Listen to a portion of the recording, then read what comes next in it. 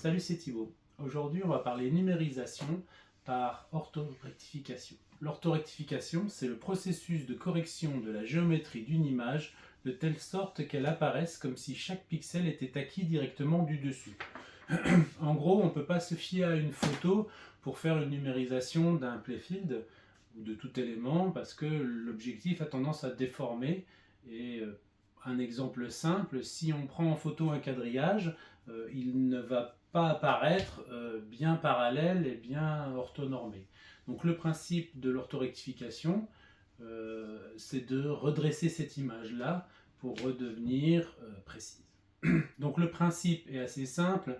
Je vais prendre une photo haute résolution de mon playfield avec des repères, un quadrillage de repères.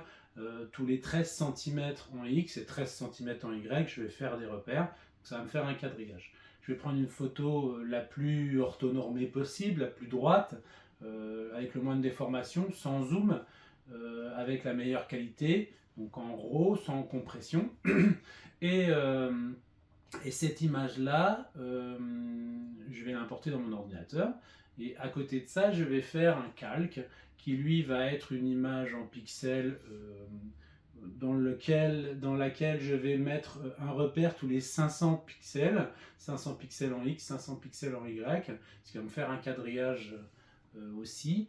Et le but, ça va être donc de superposer ces deux images et d'étirer la photo pour que chaque repère de la photo corresponde au repère de ce calque-là, de cette image de référence. Et une fois qu'on aura bien étiré tout ça, eh ben on va avoir une image qui sera orthorectifiée et qui va me permettre, après moi, de pouvoir tracer mes repères d'insert, de découpe, enfin voilà, pouvoir faire mon artwork, donc ma déco de plateau.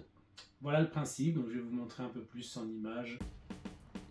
Donc voilà, on a imprimé un mylar avec un traceur A0 pour avoir les repères tous les 13 cm. C'est important d'être très précis, ça peut se faire à la main mais c'est pas évident. Là en l'occurrence ça permet de faire quelque chose de parfait. On aligne le mylar, on s'arrange pour qu'il soit bien posé. Pour info, l'épaisseur du trait fait 0,3 mm. Et puis on prend une photo en 20 mégapixels qu'on va convertir après enfin qu'on exporte en RAW pour pas avoir de compression, et puis on la convertit en TIFF. Là on installe le logiciel qui s'appelle Imagy, qui est normalement un logiciel en open source.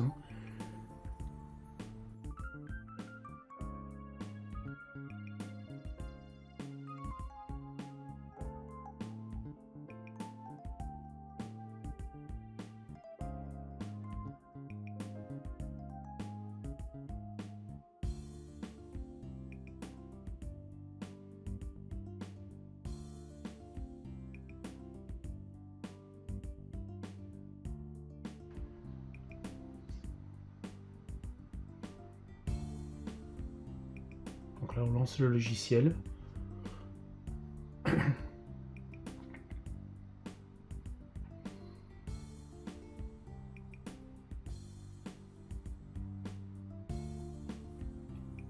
Donc on commence par ouvrir notre image qui est en TIFF, on l'a convertie par internet. Ça permet d'être au pixel. On commence par la convertir en RGB. La résolution c'est 3000 et quelques par 5000 et quelques. Donc on va à partir de là fabriquer un calque. Voilà, là elle est en RGB. On va fabriquer un calque, donc une image de référence. On va définir au-dessus en valeur. Donc en l'occurrence là je prends 4000 par 6000 pour avoir des valeurs rondes. Voilà. En double-cliquant sur les croix, ça vous permet d'avoir l'option des croix. Voilà, donc on va choisir des grosses croix. Et on commence à placer les croix. Donc pour reproduire finalement ce qui avait été fait sur le mylar, mais en pixels cette fois-ci. Donc là je mets les premiers points, j'en ai rajouté après. Donc je vais placer le premier point à 1000 pardon. Donc 1000 pixels en X, 1000 pixels en Y, on le voit voilà, quand on tient la croix, on le voit qui en haut à droite. Voilà, donc on vient le placer 1000, 1000. C'est un petit peu long, hein. Et puis après, on va faire celui d'après, 2000, 1000. Après, j'avais mis des intermédiaires à 1500, 1000, et puis à chaque fois tous les 500. Donc voilà, on a placé le premier point, on place le deuxième, voilà, on vient le placer précisément au pixel près.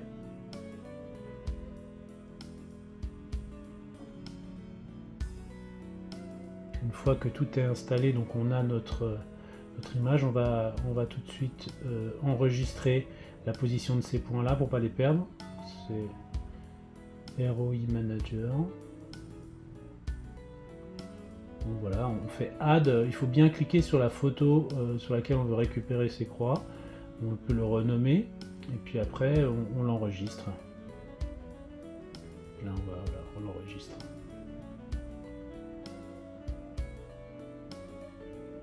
Une fois qu'il est enregistré, l'avantage c'est qu'on pourra le récupérer et on peut aussi utiliser ça pour directement reproduire ce schéma, voilà, sur l'image, sur la photo. À partir de là, on va commencer à replacer. Donc c'est là où la résolution de l'image est importante puisque on va pouvoir placer le plus précisément possible, au pixel près, chaque repère sur l'image, sur la photo.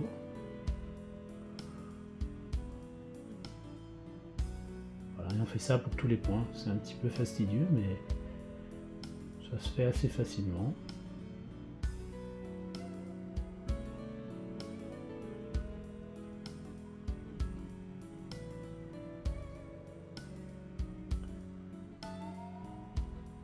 Voilà, ensuite même démarche, on va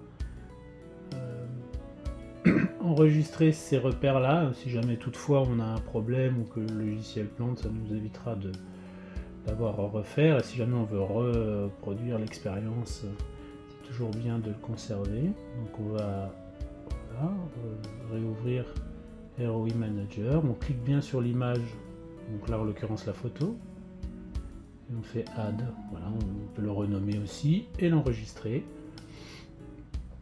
pour après. Donc une fois qu'on a fait ça, on a positionné nos croix. Sur la photo, on a mis des points de correspondance entre la photo et le calque. Et on va utiliser une action, alors c'est pas celui-là, c'est celui qui est dans Transform. Voilà. Landmark Correspondency, donc des repères de terrain, correspondance de repères de terrain. Donc on choisit d'abord l'image sur laquelle on va faire l'orthorectification, ensuite on utilise notre calque comme référence, et puis on choisit perspective. Ça nous fait une première orthorectification, qui elle permet de lisser grossièrement essentiellement les extrémités de la photo. Donc il va falloir refaire une autre procédure, donc une deuxième itération, mais avec des paramètres différents. Donc là on va commencer par rechercher nos points. Donc l'avantage d'avoir enregistré les points tout à l'heure, ça va nous permettre de les positionner sur cette image rectifiée, la première. Et puis on va zoomer, on va voir qu'il y a des petites différences pour l'instant. Voilà, et on va replacer chaque point au pixel près.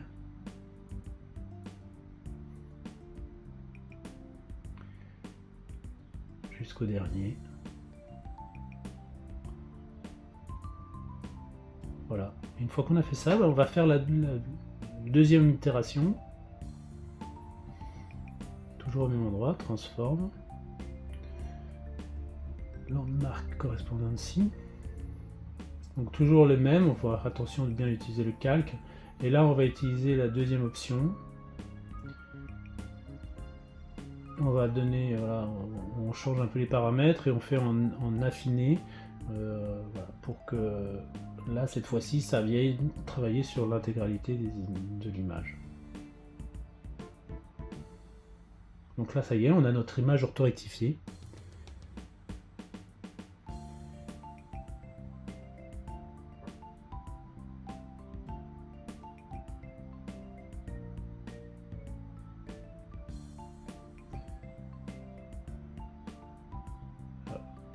ce qu'on peut faire, voilà, c'est ça, c'est-à-dire que on peut repositionner nos points d'origine sur cette image orthorectifiée et vérifier l'alignement, savoir si il a bien fait son travail. Alors bon, il faut zoomer correctement.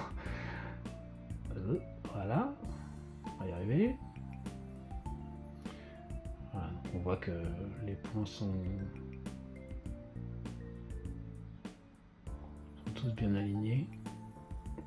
Et vraiment, c'est assez bluffant hein, sur le positionnement de chaque point.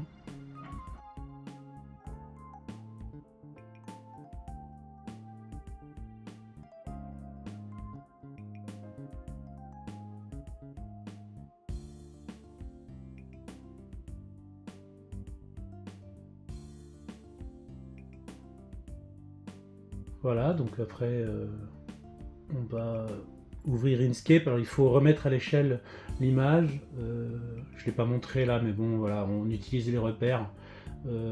Les croix, on connaît la distance hein, du coup en centimètres, donc on va pouvoir refaire une mise à l'échelle sans problème. Et là on commence à retracer donc chaque élément, en l'occurrence là les inserts, je commence par les rectangles. Donc je rentre leur cote et je vais les aligner par rapport à mon image orthorectifiée. Donc je fais pareil pour les trous, pour tous les éléments. Voilà, et donc une fois que tout est terminé, donc je vais vous montrer le résultat. Je vais enlever l'image, voilà. Voilà le résultat après l'avoir imprimé sur le traceur. Il va rester à imprimer le millard une dernière fois pour vérifier la précision.